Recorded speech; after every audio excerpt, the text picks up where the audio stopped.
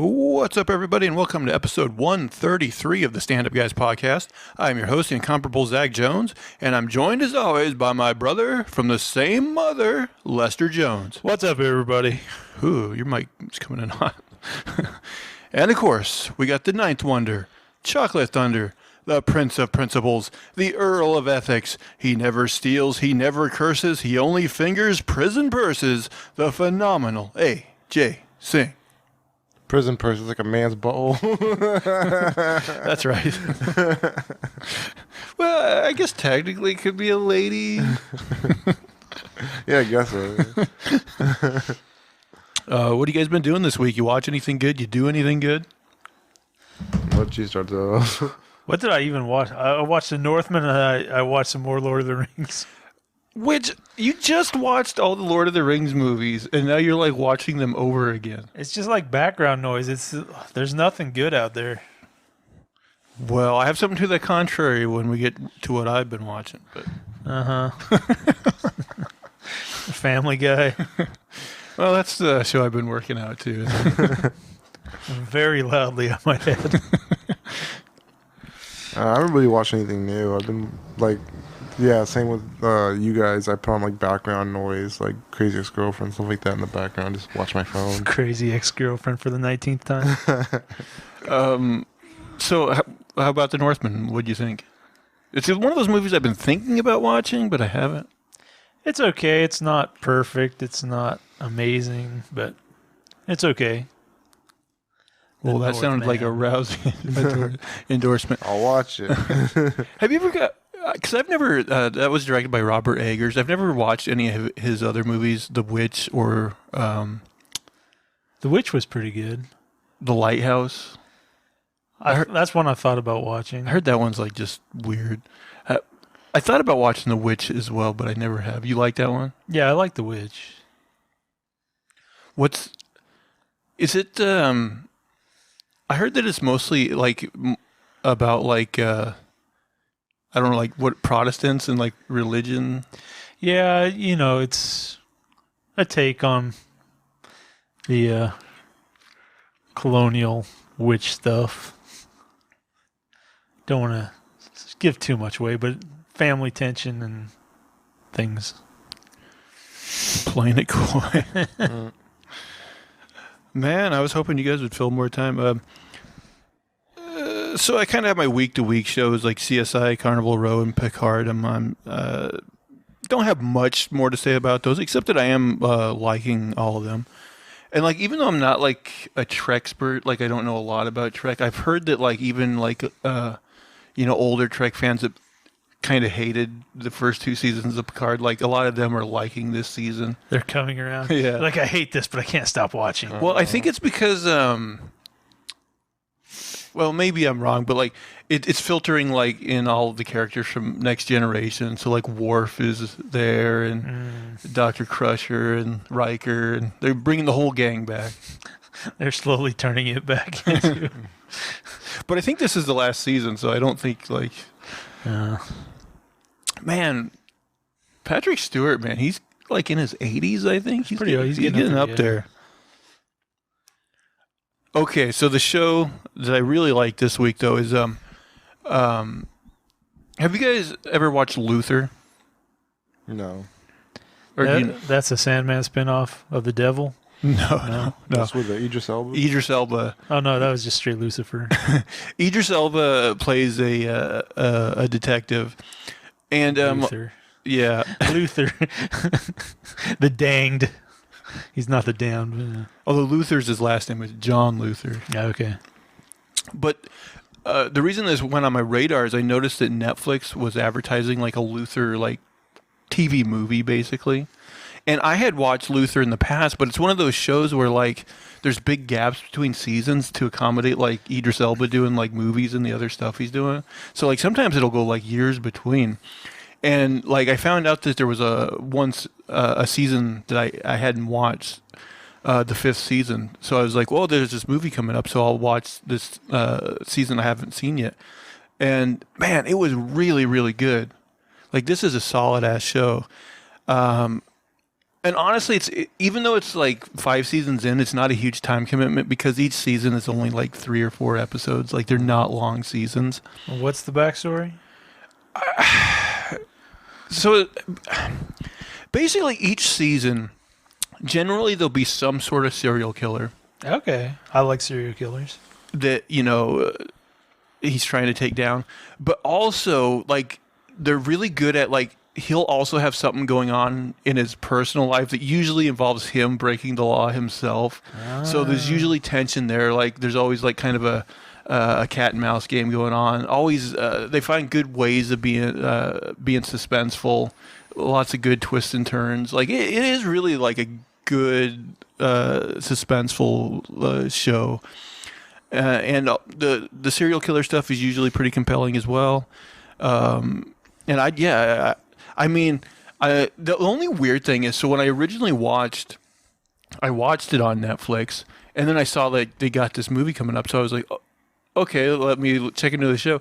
It's weird because right now the show is not on Netflix; it's on Hulu. So I'm like, it's weird that they got the rights to make this movie, but somehow didn't iron it out to where the show's available on Netflix. So Hulu's getting a lot of secondary watches. I'm guessing they are, but yeah, I thought that was pretty bizarre. But yeah, I think the movie comes out like next Friday or something. So, but yeah, I highly recommend watching Luther to people. It's a great show. Yeah, I'd heard good things about it. Boom. You guys got anything else you want to chat about? All right.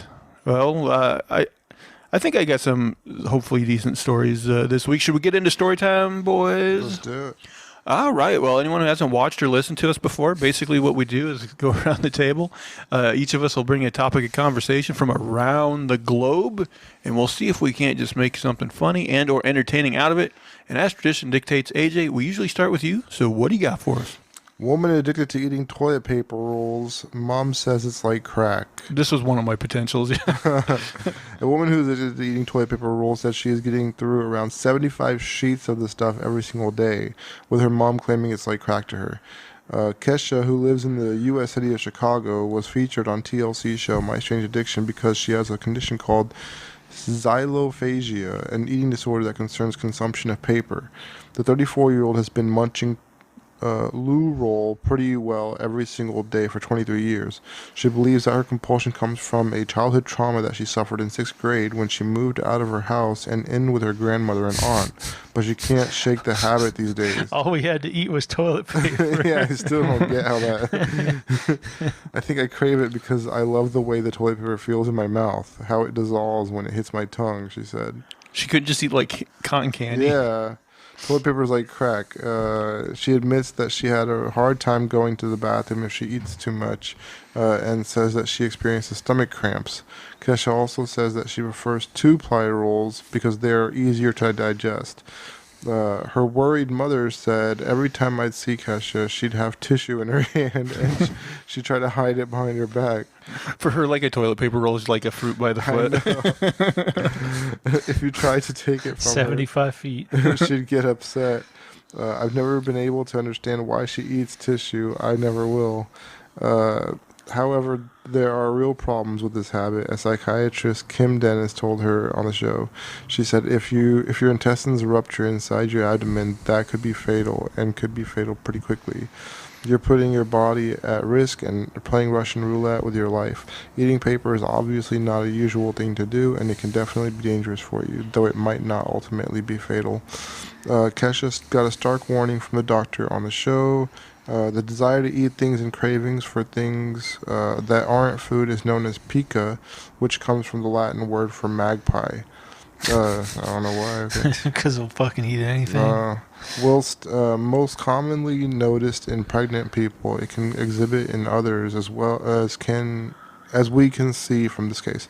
In Kesha's case, she was unaware that her condition was potentially damaging to her health until speaking with Kim Dennis. But hopefully, we will have found help to stop her putting herself at risk as a result of her strange addiction. So we talked about that lady who ate her mattress before, Right. And now this lady eats toilet paper. Man, I mean, you would think maybe who is it? Procter and Gamble. They could like, market this to people. Now in cherry. Out of food. She like sits on the toilet like struggling to take a dump because she's doing this to herself, and all the while she's like, "Oh, a snack." It's a vicious circle. It is. It's Yeah. a cycle. I don't know how people get that way, man. I think I told you guys before. Like I've heard of cases where people have been lost at sea, and like their body tells them what nutrients they're missing. So like if they get like a fish in the ocean or something, they'll start eating the eyes because they need zinc, and that's what the zinc is. And that kind of makes sense. Like maybe I don't know. Maybe your body can tell what's what, but. In this case, there's no evolutionary sense to this. No, and it's not like there's any sort of like minerals or anything in there that you'd think her body would crave. Yeah, I've heard of people in like, countries, like poor countries, like kids will sometimes like eat dirt, and same thing. It's like their body's missing some sort of mineral or something, and so they get attracted to the dirt or whatever. But yeah, this one's especially weird, just like the mattress lady, because like there's nothing foam. there. Yeah. But it kind of glosses over. Like we figured it developed when she moved in with her other relatives or whatever. But Yeah, it's like, was just the moving like to a different place traumatizing? Like, Well, she says that it was comforting to have something that was like that just like dissolved in her mouth. Like the way it felt was comforting, but I don't know if that's the exact reason, like the correlation to her moving and that happening. yeah, that's very odd.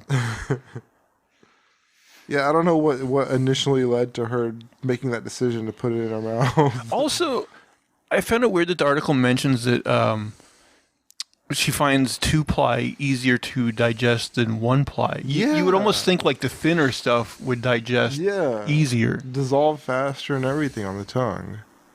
Yeah, and what you mentioned about cotton candy, that's the same mouthfeel. Yeah. Although that might be less healthy since it's pure sugar. Toilet paper might be healthier. Maybe the toilet paper is healthier. But yeah, definitely a strange case of what do they call it? Pika? Yeah. Well, should we roll on over to the manifesto for round one? Rolling off. UK thief admits to stealing thousands of Cadbury Cream Eggs. Oh, I had this article too. So this guy... Hey, hold on. This has got to be some Cadbury advertising. Right? No. So apparently they've got like an industrial like warehouse or whatever, like where they manufacture these things. And this guy goes in there and he uses the metal cutter to get through the gate. He goes in there. He steals like a full truckload of these, and they say it's like $38,000 worth of Cadbury Cream Eggs. How are you going to resell these? But yeah, can you imagine just trying to go around selling Cadbury Cream Eggs? He's got like one of those long like trench coats, and he's like, But it wasn't like a thing either where he was just like, I'm going to break in here and steal like something. Like he, in particular, wanted Cadbury Cream Eggs. They're the new gold. Yeah. You know what's weird? I don't think I've ever had a Cadbury cream egg because as a kid, like, I've always hated eggs. So I was like, I don't know, something put me off of trying one and like the goo in the middle. Why are you people trying to trick me into eating an egg? That's what it felt like, yeah. Yeah, I've had those like chocolate eggs before, like those Easter ones. Like, what's actually in the middle? What is that gooey stuff? I don't know. Just sugar? Probably. It doesn't seem appealing to me. Yeah. Too much. Apparently it's liquid gold worth $38,000. Because, like, if you eat like a whole one of those things, they're pretty big. Like, you just stuff the whole thing in your mouth. Well, and like, I have extra heard gooey. I have heard fans of them complain that they've gone down in size over the years. Size queens. You want that extra goo. Need that extra 5 centimeters. Anything else on the Cadbury cream caper? That's it. They did catch him. Oh, they caught him? Yeah. Oh, it was the perfect crime. How many years of prison you get for stealing Cadbury? Yeah. He's I mean, it's serious time. 38,000. I assume that's grand larceny. Yeah. Yeah, I assume it's technically a felony. Like, isn't it like anything over like 1,000. 1,000 or something is a This felony? is the UK, but I'm guessing it's similar, right? Probably, yeah. All right, here's one for you. German ballet director formally apologizes for smearing feces in a critic's face. Martin Gecki issued a public apology on Tuesday for smearing dog feces on the face of a newspaper critic whose reviews he didn't like. Marco Gecki was suspended from his post as ballet chief at the Hanover State Opera following an incident this past weekend where he smeared dog feces on the face of a newspaper critic whose reviews he had taken exception to. A German ballet director issued a public apology on Tuesday for smearing dog feces. Man, I don't like these articles where they repeat stuff too much. On the face of a newspaper critic whose reviews he took exception to. Marco Gecki was... Goddamn. Okay. The theater's management called on him Monday to apologize comprehensively and explain himself. According to the Daily Frankfurter Allgemeine Zeitung, Gecki approached the dance critic, Wiebke Huster, during the interval of a premiere at the Opera House on Saturday and asked what she was doing there. The newspaper said that Gecki, who apparently felt provoked by a recent review she wrote of a production he staged in the Netherlands, threatened to ban her from the ballet and accused her of being responsible for people canceling season tickets in Hanover. He then pulled out a paper bag with the feces and smeared her face with the contents. Quote, I would like to apologize sincerely to all concerned. There's no sincerity. First and foremost to Miss Huster for my absolutely unacceptable act, Huster said in a written statement.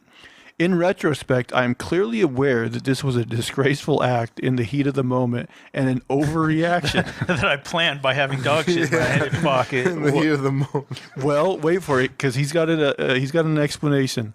However, he added that it's time for media to rethink a certain form of destructive and hurtful reporting that damages the whole cultural sector, and criticize Houston. Oh, that's the real issue here. For what he said were often nasty reviews. Gecki pointed to the nervous strain resulting from 2 premieres in quick succession as a reason for his actions. Quote, I apologize for the fact that I finally blew my top, but I also ask for a certain understanding, at least, for the reasons why this happened, he wrote. Huster filed a criminal complaint after the incident. Gecki faces an investigation on suspicion of bodily harm and slander. Gecki has said that his elderly dachshund had defecated earlier, and he had packed the mess into a bag and had been planning to dispose of it. While he says he then acted in the heat of the moment, the critic has contended that it was a premeditated attack. Huster said she was shocked by Gecki's statement on Tuesday. What kind of apology is this supposed to be, she asked on 3Sat television, describing it as an attempted justification of his actions, German news agency DPA reported. So yeah, he's saying it's not premeditated. He just happened to have a bag of his dog's shit. Yeah, that's what I always do. I carry it around. I might throw it away later. Who knows? You never know. You might need it for self-defense. Can you imagine getting in a fight with someone that just break out a bag of dog shit? Be like, okay, you win. This is over. Yeah. Bygones be bygones right here. How quick do you think you could act in that? It was like, is that a bag of shit? He's gonna smear it on my face. Yeah, his apology was really half-assed. Like, yeah. There's no way you can apologize for that. Like, you're obviously a psychopath. That sounds like one of those things they would tell you to do in prison so everybody stays away from you and knows you're crazy. Like, smear shit on their face. There's no way he keeps his job after that, right? He's trying. He's trying. Yeah. His important job is ballet directing. Yeah. I wonder how bad he is with like his ballet students. I mean, if you treat one person like that, you probably treat everybody like shit. He just has this whole thing of shit that he's gonna either throw away or throw at ballet dancers. You're always on. You never want to give a bad performance. Yeah. I also like find it funny, just this whole culture, subculture of like people who take ballet serious enough that they read reviews of ballet Yeah. and like get upset if there's a nasty review. Maybe ballet's bigger in Germany. I don't know. Yeah, I don't know. Yeah. It's not exactly a big thing in the States. I mean, people do it, but it's not something. Like, yeah, you probably get some production that comes through town like once a year or something. It's always like that China before communism. Oh, yeah, one. the Shen Yun always comes through here. Oh yeah. I always see billboards for that. They're like a cult. I like saw like a thing about Shen Yun. Like they're nuts, man. I don't know nothing about it. Well, it's got to be better than the ballet after communism. They're just doing military marching. All right, AJ, you got a story number 2 for us? Yeah, let's do this. I thought this was just interesting. I thought I'd heard about this before, but the loudest noise ever recorded was so loud that it could be heard thousands of miles away, but it was significantly worse for those who were closer, blowing out the eardrums of people who were 40 miles away from the source. Consider something so loud that it makes a jet engine or My Bloody Valentine gig seem like a gentle tickling of your eardrums. The sound we're talking about was so intense that it was 10 to the power of 21 times louder than a jackhammer. The noise was so hefty that it even warped the very nature of the sound waves it created, meaning that it became a pressurized wall of air instead of a traditional sound. Basically, anything you've heard in the world of drum and bass or heavy metal is just a whisper compared to this. What's more, it was a completely natural sound, and theoretically it could happen again. When Krakatoa went in 1833, it really went off. Our story begins back in 1883 with the uninhabited volcanic island of Krakatoa, where somewhere between the Indonesian islands of Java and Sumatra, suddenly burst into life after centuries dormant. On August 27th that year, the island was blown completely to smithereens, releasing a force equivalent to that of a 200 megaton bomb. And the loudest sound that has ever been recorded in the process. At 100 miles away, at a gas works in Jakarta, the sound was measured at 172 decibels. To throw that into context, the human ear would be in considerable pain at 130 decibels, with each 10 decibels adding to that feeling like a doubling of the sound. The crew of a boat 40 miles away were injured by the shockwave. The captain's log of the Norham Castle read, "So violent are the explosions that the eardrums over half my crew have been shattered. My last thoughts are with my dear wife. I'm convinced that the day of judgment has come." The shockwave grew quieter as it traveled around the globe, but could still be heard like a distant gunshot around 3,000 miles away. An estimate suggests that the sound would have been 310 decibels in total, which is enough to change the nature of the wave itself. Around 194 decibels, the energy within a sound wave begins to distort and create a vacuum between the waves, meaning that the sound no longer moves through the air but brings air with it. That means a shock wave, or the Great Air Wave as it was known, which is felt physically and can be seriously dangerous. One sound that rivals Krakatoa is the eruption of Hunga Hapai volcano in 2022. The wave from Krakatoa traveled several times around the world in either direction before it dissipated, occasionally creating other pressure points as it collided with itself. Since then, the loudest sound recorded is thought to have been in 2022, eruption in Tonga, from which a sonic boom could be heard in Alaska around 3,850 miles away. That explosion created tsunamis and pressure waves that reached speeds of 700 miles per hour and up to an altitude of 280 miles, which is above the orbit of the International Space Station. Science is scary, the natural world is even more terrifying. Man, I mean, that's crazy. Just an act of nature could blow out your eardrums and make you go deaf like thousands of miles away, or 40 miles away, I guess. But even thousands of miles away, you could hear it like a gunshot. Yeah, that's crazy. Can you imagine, like, if something went off like that and, like, we're just all deaf? That's what happened. And there are super volcanoes like here, like near the West Coast and stuff, or on Yeah. the West Coast.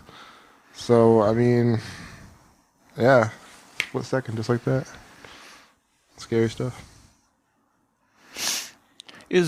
Which is it? Mount Hood? Is that a volcano? No, Vesuvius. No, Mount Hood's a volcano. oh. St. Helens is a Yeah. volcano. Right. Those are the two main ones. St. Helens. Yeah. And St. Helens went off in like the 80s. I think like Yeah, 1980. Okay.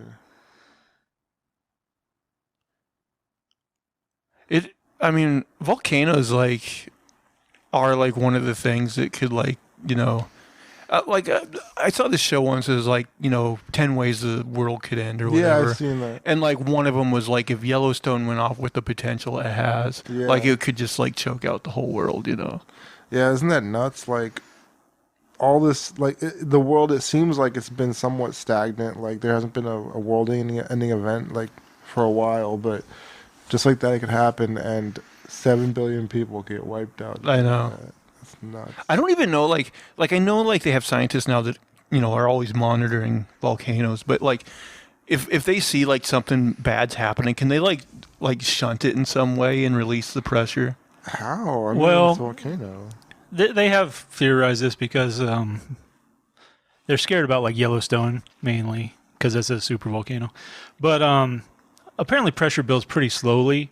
So the idea is if basically you drill a number of pipelines going down through the earth, they kind of come down and come out somewhere, and you just pump cold water down there, you're going to take the heat away and you're going to take the pressure away so you can mitigate that explosion.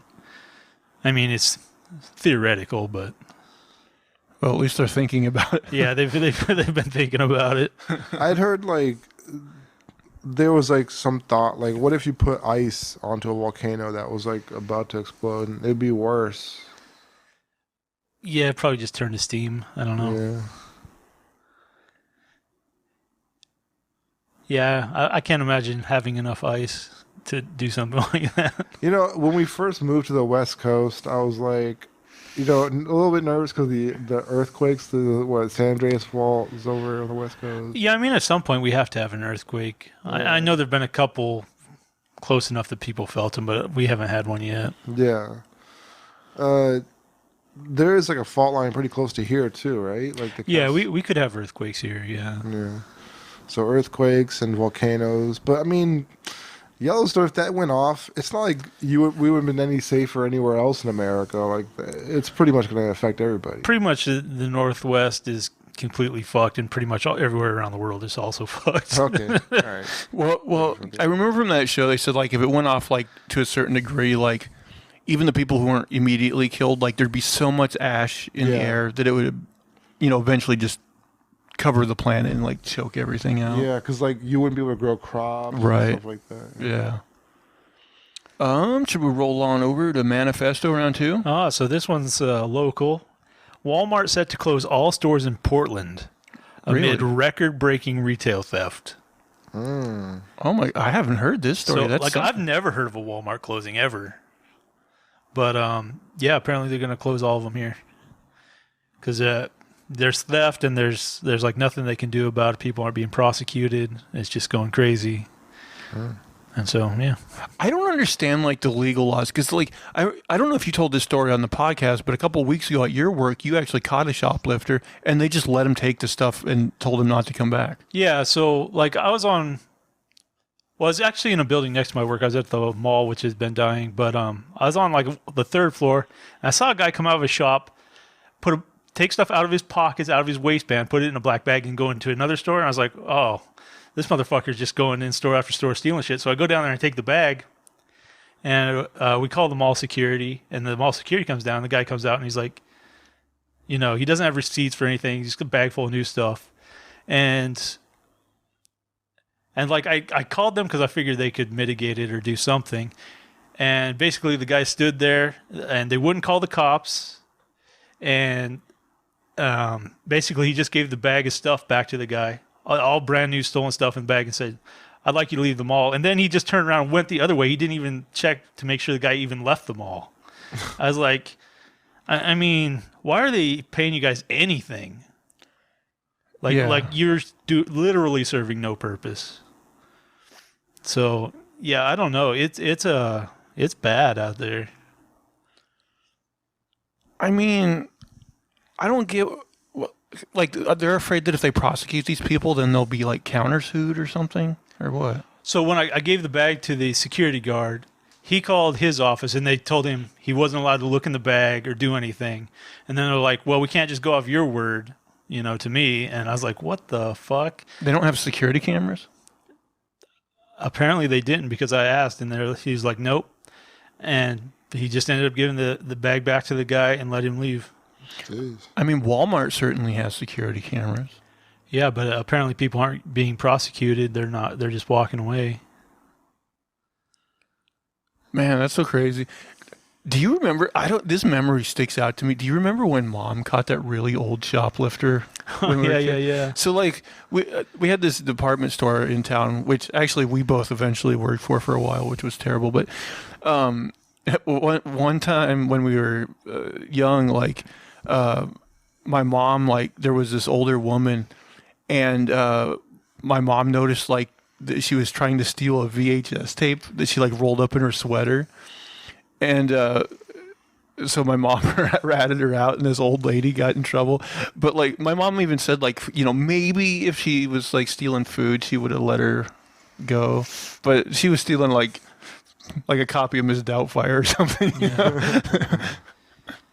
Yeah, I mean, as a retail company, how do you survive that at all?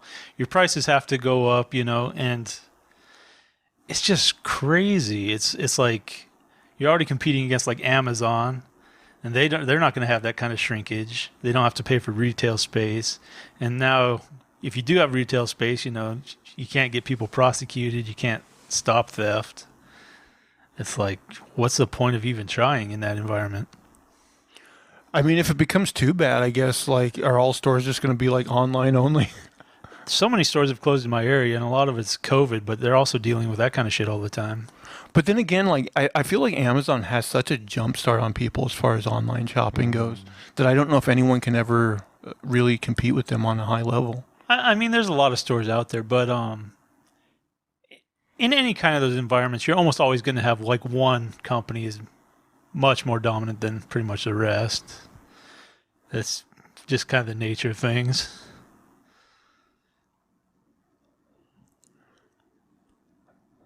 Man, it just seems so. And we have a Walmart not too far from us too. Yeah, Portland doesn't have that many Walmarts to begin with. I think there's three or four. Right. But I think they've kind of kept them out, maybe even. But yeah, apparently all the ones that are here, they're going to close the doors on them. Crazy. Yeah, it does seem like Portland's like very anti-Walmart. Yeah, I'm not sure why that developed. Most big cities, they're all over the place. Yeah. But yeah, there's a couple around. But yeah, I've never heard of one closing before anywhere. They're just like an evergreen, like staple of places. Yeah, I mean, almost any big city in America has them. Yeah. Well, I've been down to this one, and what's crazy is like underwear were behind one of those glass cases with a lock, and I'm like, who like, they're losing enough they decided this was a good idea. And like, it takes like 50 minutes to get a Walmart employee to do anything. That's what I was just thinking. Why would you ever buy that? You just like, it's like either we don't sell any or they all get stolen. It's like it's a weird place to be in. Sir, can someone get the key to the underwear? Yeah. I remember having to do that with video games back in the day. Yeah. It was always a pain in the ass. Yeah, the video games are always under lock and key. Although I think like those models where like GameStop, where they just have empty box, you bring them the box and they get you one from behind the counter. Yeah, I like that. Yeah, that works. It's not a huge pain in your ass. Yeah. Yeah, you don't go out of your way to like, hey, can you open this one? Yeah, and now you're just like, I'll just buy one online and download it for like 6 hours. It's always, now I think about it, it's always such a hassle going to the electronics department in Target and Walmart. Like, you got to find somebody. Well, they don't have any employees, like, Yeah. and they're like the one guy who's floating around, like he doesn't want to help you anyway. Yeah, and he's got like 4 people in front of Yeah. you. Like, And you're just like, yeah, this sucks. I always hated the opposite approach where like I never like going to GameStop and Best Buy because those are the places where they teach like their people to come to you and like just like come on you like a vulture. Can I help you find something? It's like just let me look around, okay? Right. I'll come to you if I need something. I never liked those like car salesman type places where they Yeah. just like I saw this one retail place I thought was pretty smart. Like they had 2 color baskets, and like if you picked up one, is like basically leave me alone. If you picked up the other one, it's like, yeah, I could use some help. Oh, okay. I was like, yeah, that works. Not everybody wants to deal with other human beings. I'll take a eat shit and die basket. Yeah. The knife means I'll kill you. You know what sucks though is you take one of those and then you like start shopping and then you're like, man, I really do need some help. Yeah. I need someone to get me the underwear. You have the long basket. And you're like, excuse me, sir, could you help me? And they're like, oh, whoa, no, I'm sorry. You done messed up. Can I get in this case? I need one of these dildos. It's like, Jesus, it's not embarrassing enough. I was just going to get one and go through self-checkout. That's another thing is self-checkout has become like, I was in the Walmart not too long ago and it's like, they didn't even have any lane open. I've heard about that. It's like you just had to go to self-checkout and they're like, yeah. Yeah, they don't have a single person working to actually help you. Like usually I prefer self-checkout, but if I've got like a bag of tomatoes or something where I'm like, I'm going to have to like weigh this and like try to figure out what the fuck I'm doing. It's like, I don't want to do that. Well, you set me up with the whole dildo thing, so I got a dildo story for everyone. Always have a dildo story on tap. That's the moral. It's a what? Roman sewing tool turns out to be a dildo. Some 2,000 years ago, Roman settlers established a site called Vindolanda in northern England.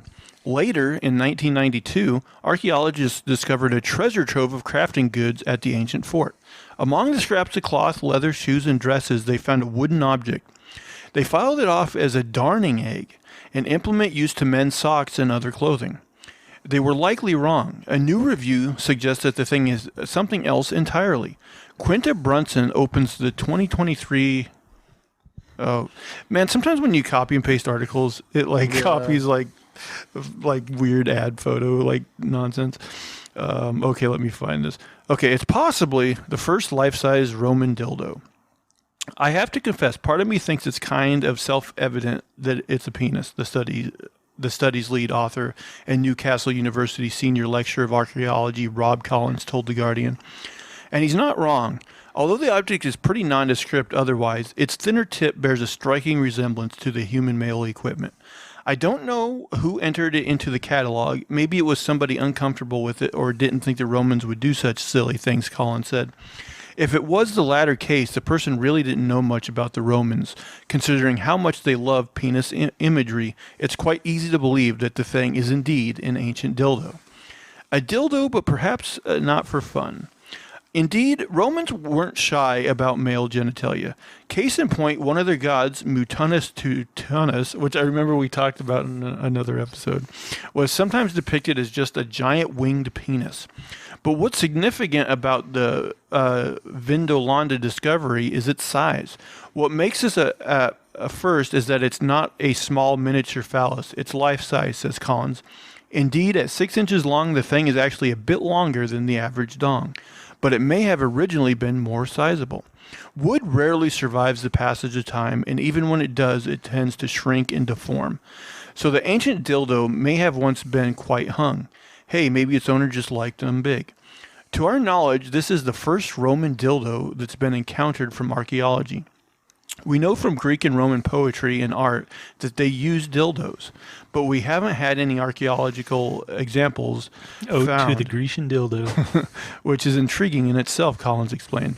However, even if the object is a dildo, that doesn't mean anybody used to get their rocks off. It may have had a much more sinister purpose. In addition to pleasure, Romans also used various kinds of dildos for pain. Yes, at times they were tools of torture. We'll probably never know which purpose the Vindolanda dildo served, but Collins sure hopes it was for the naughty fun. That is the most exciting and intriguing possibility, he admitted. Yet, despite the penile nature, the object isn't necessarily a dildo. As we mentioned, penis imagery was far from rare in Rome. Romans decorated practically everything with depictions of wangs. You can find them on statues, vases, necklaces, mosaics, frescoes, and more. So it could be that the object is indeed a darning egg. Some Roman jokester may have simply found it funny or kinky to carve it in the shape of a penis. Collins and his team have also speculated on the wooden phallus's potential other uses. We had some very interesting discussions, he said. One thing is clear, though. Both heads of the Vindolanda phallus have worn smooth, so it was definitely used for something. The shape of the object's thicker end could indicate that it was used to be a pestle for crushing spices or perhaps cosmetics. In this case, as with the darning tool, the penis shape would be most likely incidental. I think you got a mortar shaped like a butthole. Another option is that the penis was once slotted into a statue. Romans believed that the phallus could ward off evil forces somehow. The penis could have jutted out of the crotch of a statue that passersby would rub for protection and good luck.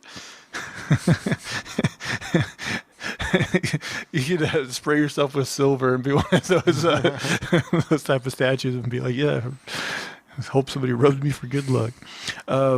No, we're not kidding. These things were common in Rome.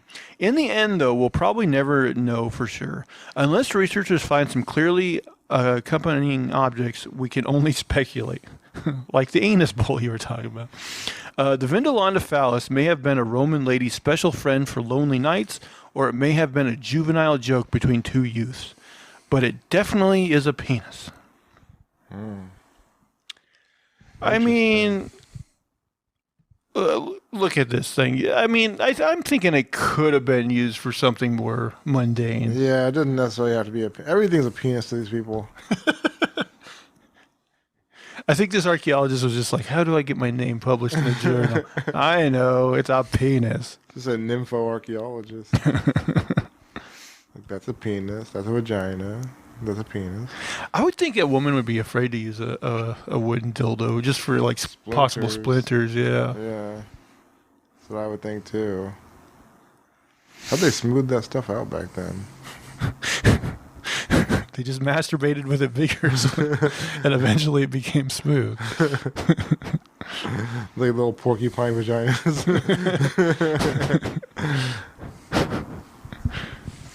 Some guy shoving it up his ass.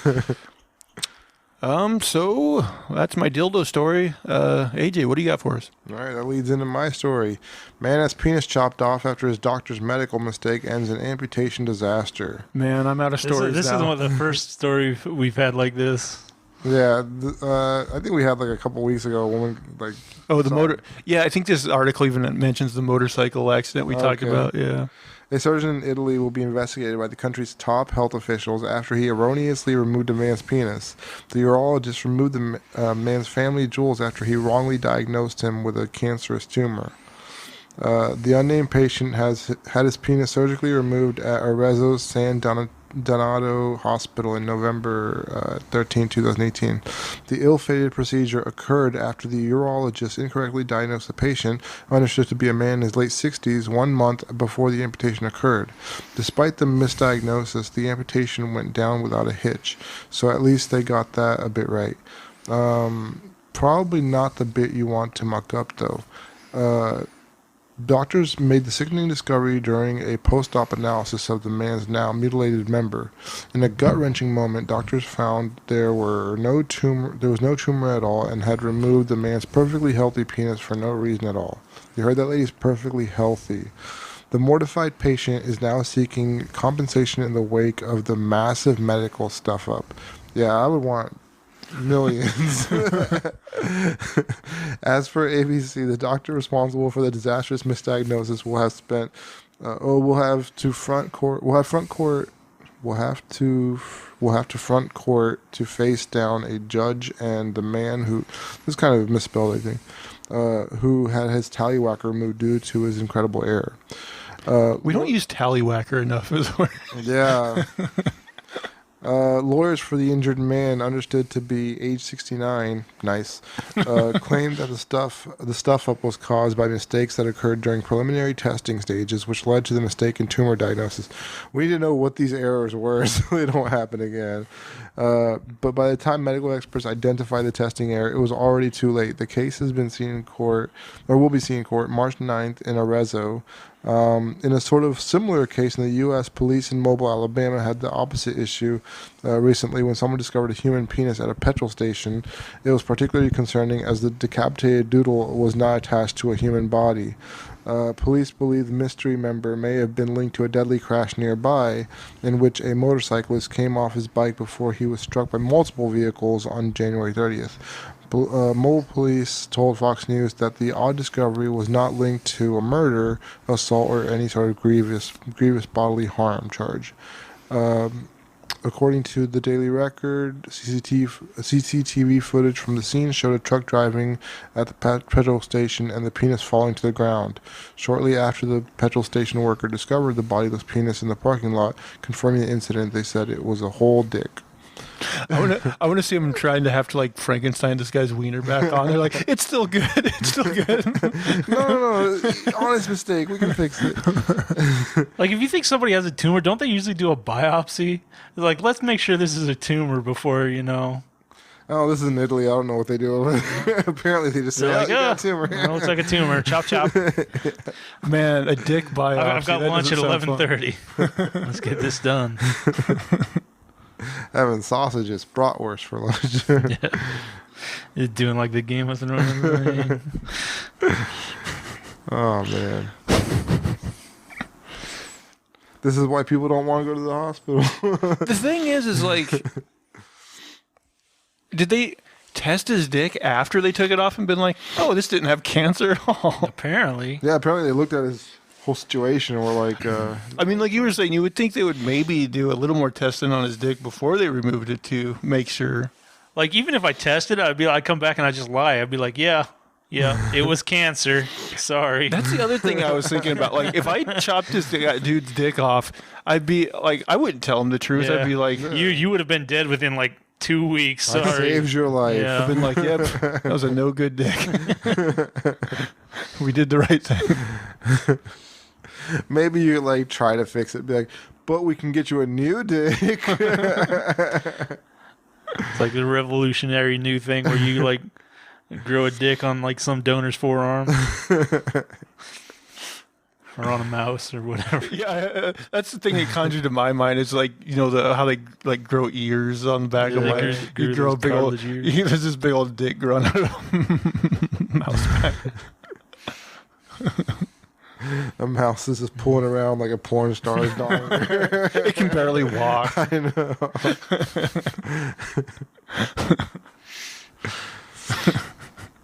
Mousetrap.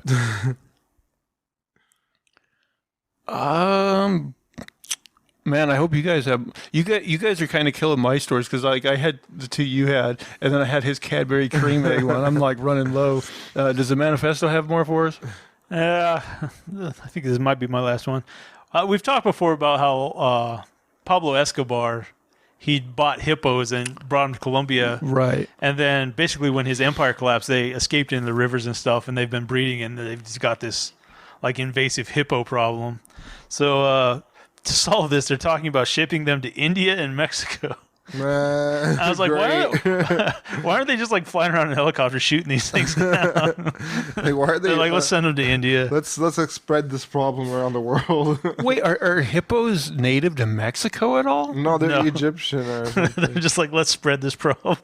Maybe But- they're going to zoos. I don't know. Escobar, like, yeah, he had them brought in, and they just, Yeah, they call them Flourished. cocaine hippos. yeah. Man, invasive species, it's such a weird thing, but like it does happen like quite a bit. Oh yeah, I mean we have that here with Burmese pythons in Florida. Yeah, they're going through the Everglades. Yeah. I was reading a story about how like one guy, like he liked rabbits, and there's no rabbits native to Australia, and like he had like 22 rabbits, and he ended up letting them go, and then like in like a decade, there's like 3 billion rabbits or something. Yeah. It's like, this is a problem. And in Australia, apparently it was like so bad, they started like, they'd create diseases specifically for rabbits. And like, they'll give them one and like, it's 95 or 90% effective or whatever, it kills like 90% of the rabbits. And then like, they've done it a couple times. Like, it's crazy. Yeah, I actually read like an article a couple weeks ago. I didn't end up using it, but it was like they were trying to, I want to say they were trying to like reduce a certain fish population. So they were going to infect them with like a certain strain of herpes. I know we've got one in America. It's like, I think it might be a type of like Chinese carp or something, but it's invasive in our river systems. I've also heard of them doing like mosquito populations. Oh, they could kill all the mosquitoes. Genocide. Well, I think they release a bunch that are maybe impotent or something. And then like, you know, like the real mosquitoes try to breed with them and like they just have a shitty population and most of them die out because they can't breed or whatever. Honestly, like mosquitoes kill more people than any other. Yeah, I think they've species killed more ever. than anything else. More So like beings. if we could like totally just like commit speciesicide on mosquitoes, like humanity would be better off. Yeah. I mean, there are populations of animals, I think, like birds and bats and stuff that do eat a lot of mosquitoes. So, I mean, there's always some balance there, but yeah, fuck mosquitoes. I mean, I don't even know if it can be argued that mosquitoes help humanity in any ways. The more of them they kill, I'm fine with pretty much. Yeah. What I want to know, like, it's weird because I've always been one of those people. If I go anywhere where there's mosquitoes, I get the shit eaten out of me. Yeah. And like, but there's other people that they don't seem to hardly bother, and it's like, Yeah. what's the difference? Like, is there a difference between our bloods? I don't know if it's like, I don't know if this is a fact, but I've heard like it has something to do with the sugar content in your blood or something. Like It could. They might smell. Yeah. So something about your smell like you pick up on. Well, I was a fat kid. I probably had a lot of sugar in my system at all times. So maybe that is true. Your sugar daddy. Man, I honestly don't like. I've had some of these stories like in my queue here forever that I'm like, these aren't good enough. Yeah. Well, let's try this one out. These are 8 stupid and useless products that made their creators loads of money. Oh, okay. Number 8, the shake weight. Man, this thing from the start always looked like, I mean, Looks like you're shady, jerking somebody yeah. off. Yeah. South Park finally did that joke with like where it like Yeah. actually squirts out Yeah. thing on their face. You've probably seen the shake weight, and if not that, then one of its countless parodies. The shake weight is a modified dumbbell that makes you look like you're playing with something phallic, and it doesn't work. The shake weight is less effective than regular exercise and burns fewer calories than walking, yet it still earned its creators more than $40 million. That's the power of marketing. Why can't we create something stupid like Let's do a whole line of exercise equipment that just look like you're fucking. Yeah, that's true. Number 7, the $1 million homepage. A pixel isn't much, just a regular 1080p display like that you probably have on your phone or computer has more than 2 million of them. In 2005, 21-year-old British student Alex Tew created a website consisting of 1 million pixels. So yeah, that's less than a half of the pixels on your screen. He advertised that he would sell the pixels off $1 a pop. The website earned him $1 million. I'd never even heard of this. Yeah. It's kind of a strange gimmick. Yeah. But I mean, how do you own a pixel? I guess when you buy it, they just take it off the screen and send you a receipt. It sounds like charity. Number 6, the smiley face. You know the yellow smiley face? It was created in 1963 by Harvey Ball, who was paid $45 for it. Ball isn't the one who got rich off the design, though. Since he never trademarked it, brothers Murray and Bernard Spain bought the rights to the smiley face and started the Smiley World Company. Within a year and a half, the brothers were worth $50 million. Today, the smiley face creates $250 million in profits every single year. Pretty good for a $45 initial investment. Forrest Gump lied to me. It's like they're leaving out a lot of information here. Like they didn't just make all that money off a smiley face. They Selling did t-shirts and something stuff. with I mean, they put it on everything: T-shirts, stickers, like so much stuff. But yeah, I mean, it wasn't like a. If some guy drew that picture for me, I wouldn't be like, "Oh, here's $45 million." Yeah, right. I'd be like, "Yeah, I'll give you a $5 on Fiverr for this." Yeah, that's true. Number 5. Oh yeah, I remember this one. The Snuggie. Have you ever heard anyone saying something positive about the Snuggie? This blanket with sleeves gets about as much flack as Crocs. The ridiculous ads for the Snuggie didn't help its reputation one bit. By all logic, the thing should have crashed and burned. But here's the thing. The stupid marketing strategy was carefully crafted play. The Snuggie's creator, Scott Boylan, knew his product was ridiculous, so he decided to lean hard into it. And it worked. To this day, Boylan has made a sweet $200 million out of the stupid blanket, at least. I mean, wasn't the Snuggie basically like a robe that people wore backwards or something like that? It was like a blanket. A blanket with slash- sleeves. Yeah. Yeah. And apparently he didn't even invent it. Like, it existed before. He just had great marketing. That's the thing is, like, even if you create something stupid, like, if your marketing works, you can sell it. Number 4, Beanie Babies. Oh boy, Beanie Babies. What is it about these things? They're not really any different from any other plushie, yet people went absolutely nuts about them. Part of that was clever marketing. Their creator, Ty Warner, decided to sell the plushies only in small independent stores instead of big toy chains, creating artificial scarcity. As the Beanie Baby craze shows, people ate it up. Having launched in 1993, Warner's company made $700 million in just 1 year. By 1999, they were raking it in at an annual rate of $1 billion. Guess people want what they can't easily get, even if it's just a plushie. Do they still make Beanie Babies, or did that market finally crash? Well, there was like a big bubble. I think it all burst. Yeah. I remember our grandma was big into them for a while. Yeah, it seems like she had some. She definitely had some. I don't understand, like, why. They're just little plushy toys. Yeah, just one of those weird crazes that comes around once in a while. But it's the artificial scarcity.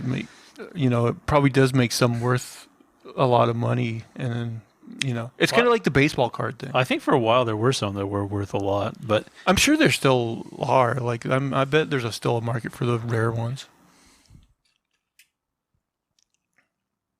But yeah, pretty crazy that they made that much money. Number 3, the iFart. The early smartphone era really was a wild west for software developers. You could make basically any app and throw it on the Apple App Store. That's what Joel Comm did. He created iFart, an iPhone app that makes a fart sound when you press a button. He started selling the app for 99 cents in 2008. The app spent weeks on the number 1 spot on the App Store's best-selling apps. Then it fell to number 2, and we don't think anyone has recorded how long it stayed there. Today, iFart is among the top 20 best-selling iPhone apps of all time.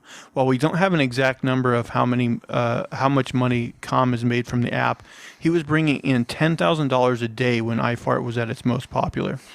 Conservative estimates say Comm has made at least a couple million off the app. That makes fart noises. Okay. Man, this one, the commercials for this one drove me friggin' crazy. Yeah, Head on. Apply directly to the forehead. It's amazing how bad this commercial is. It doesn't even tell you what Head On does, probably because it doesn't do jack. The stuff is supposed to relieve headaches, but it's just wax. There's nothing in it that could even remotely help with a headache.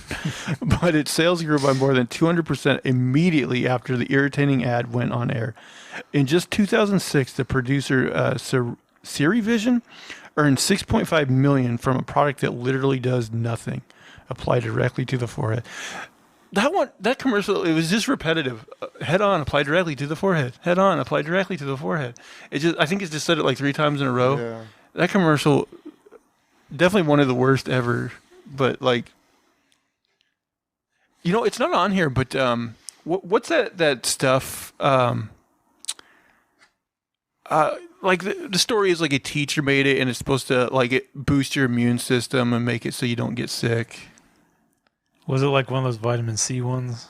It probably had vitamin C in it. It was really famous for a time. God, why am I?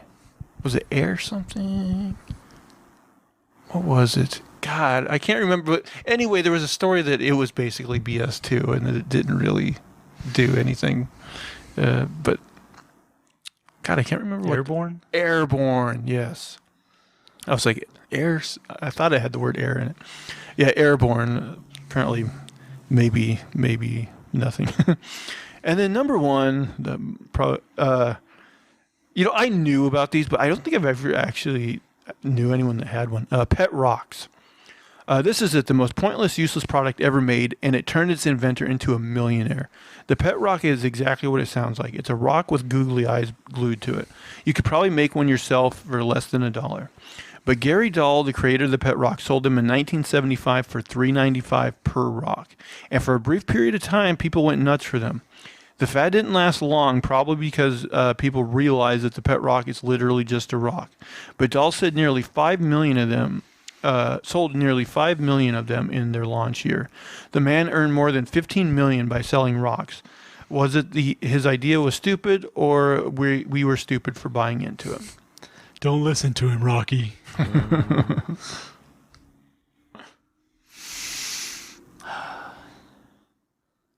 Just awful. Yeah, I'm looking at these. Like I knew there's like different like fart machines and stuff. I don't think I knew specifically about the iFart app. I knew things like that existed. Yeah, I'm pretty sure I used like free farting apps like back in the day. The Napster farting apps. The record button. That's true. You can just like Yeah, you can just fart your own. record your own. Yeah. Use them as a text tone or something. I've never thought of doing that, like funny fart noises for your text tone. I'm sure they exist. You want to just walk around like random fart. Like the one time in your life you talk to a girl and you get a phone call. Yeah. Probably. Just getting a bunch of messages. Where are we at on time? We are just barely over the hour. Do you guys want to wrap it up, or if you guys got any? I got nothing good. Yeah, my last story's all right. Yeah, I think I exhausted all my stories. That's why I had to use that one finally. But we do hope you guys still got some enjoyment out of this week's episode. If you will, please subscribe both to the YouTube channel and to the podcast on your YouTube or your podcast service of choice. Give us thumbs up, positive reviews, comments, all that good stuff. And then come over and talk to us on the social media network known as Twitter. Guys, where can people find you?